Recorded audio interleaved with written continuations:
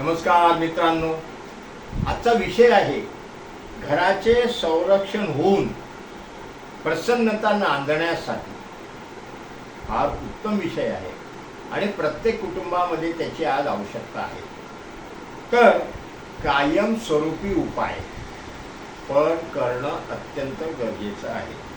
हा प्रभावी उपाय केल्यास घरात शुभ व शांती मांगल्य निर्माण करणारा आहे. हा उपाय कोणत्याही गुरुवारी करावा. वरुथिनी एकादशीला हा उपाय केल्यास जास्त प्रभावी ठरतो व तुम्हाला अनुभव देखील येईल. कोणत्याही गुरुवारी सकाळी लवकर उठून स्नान करावे. घरातील चारही दिशाला जमिनीवर भिंतीलगत ओल्या चुन्याने ओम चैतन्य गोरक्षनाथाय नमः हा मंत्र लिहावा.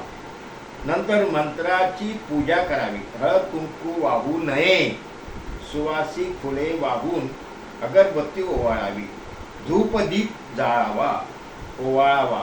हा उपाय केल्याने त्या दिवशी आपणास आनंद तर मिळतोच व मंत्राने पूर्ण जमीन आच्छादली जाते.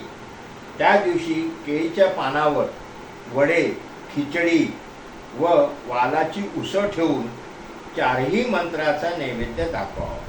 नंतर जेवून उपवास सोडावा. यामुळे घरातील वातावरण प्रसन्न तर राहीलच व चारही बाजूने घराचे संरक्षण होईल. वाईट स्वप्ने पडणे, घाबरून उठणे, भीती वाटणे हे प्रकार बंद होतील. घरात अपमृत्यू होणार नाही व घरात शांतता व आनंद मिळेल. तर मित्रांनो, आज प्रत्येक कुटुंबामध्ये ह्या गोष्टीची निकड आहे. घरामध्ये कोणत्या ना कोणत्या कारणाने भीतीचं वातावरण होत असतं आणि कधी कधी त्यावर आपल्याला लगेच उपाय सुचत नसतात. तर आपण याचा पहिल्यांदा हा विचार करावा व नक्की हे उपाय करून बघावे. दत्तगुरु महाराजांच्या कृपा प्रसाद आपल्या कुटुंबावर नक्की राहील व त्या गोष्टीतनं आपण चिंतामुक्त व्हाल.